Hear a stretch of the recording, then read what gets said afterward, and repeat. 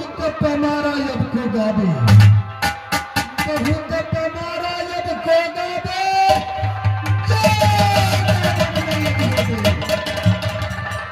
छोड़ेला टारम जब पीछे का, छोड़ेला टारम जब पीछे का,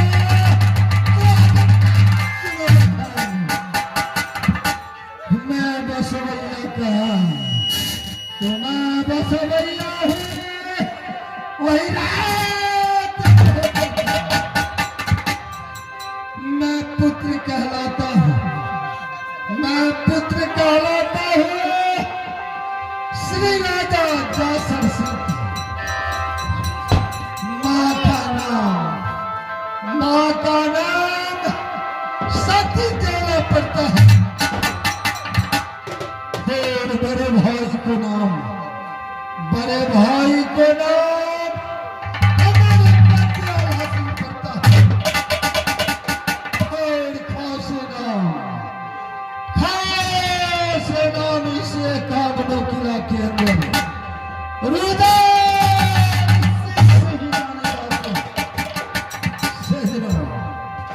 मैंने दोस्ती किया कहा, तो दोस्ती किया हूँ वही रात पिंजरी में।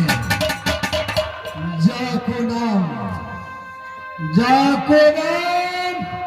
देवा पंडित पड़ता है। जो सुबह को आता तो शाम में ही जाता, हर शाम को आता तो सुबह में ही जाता। लेकिन आज कारण क्या, जो मेरा दोस्त 7 दिनों से महबे के अंदर नहीं आया है। 1615 मेरे दरबार में नित्रोज खटता, लेकिन आज मैं लेके शाम से अपने अदालत के ऊपर हल्ला हल्ला ही मचा रखा है। पर बेहुदा लोग न जाने दरबार छोड़कर कहाँ चले गए। अगर आ गया मेरे सामने तो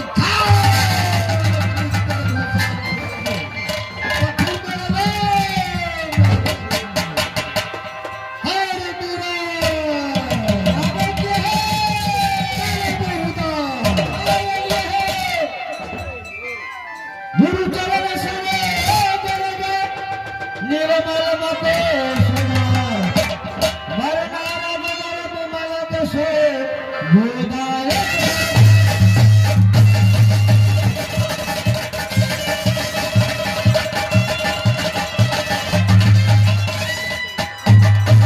सबरानी तेरी बहन सब रहे साथ दिन के फिर साथी चल माला भी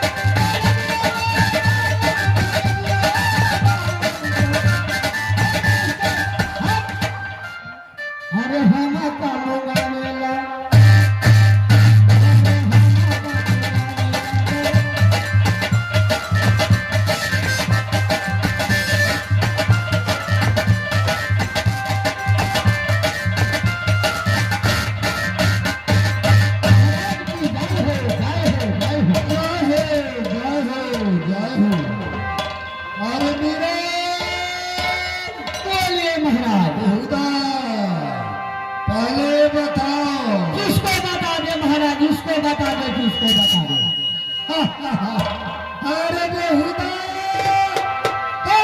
क्या तुम मेरे साथ मदद करना शुरू कर दी? तो किसको तुम्हें मैं रोशनी को कह रहा हूँ बताने के लिए।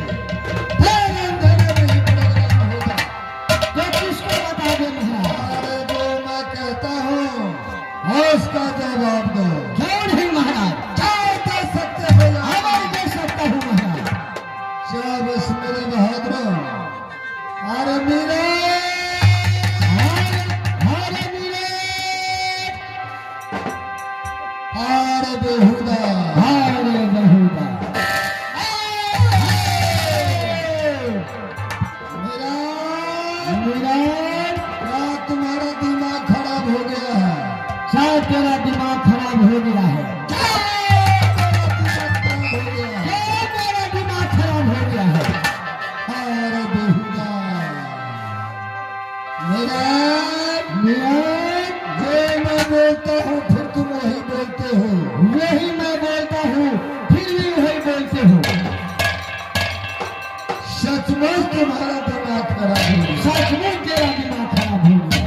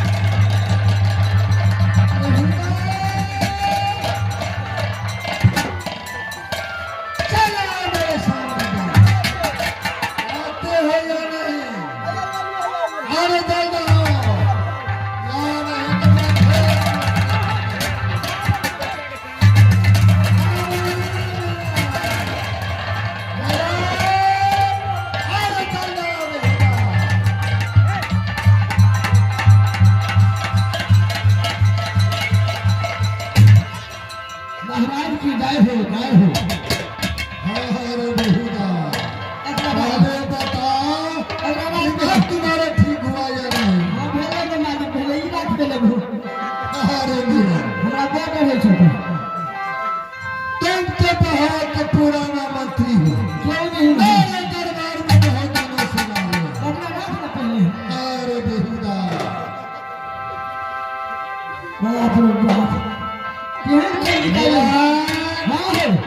अरे तुम्हारे ऊपर मेरा हाथ में उठते रहता है, लेकिन तुम्हें आते आते ही मेरे साथ मजाक करना शुरू कर देता। मजबूरी मुझे हाथ चलाना पड़ता है। बेहुदा, बोलिए महाराज।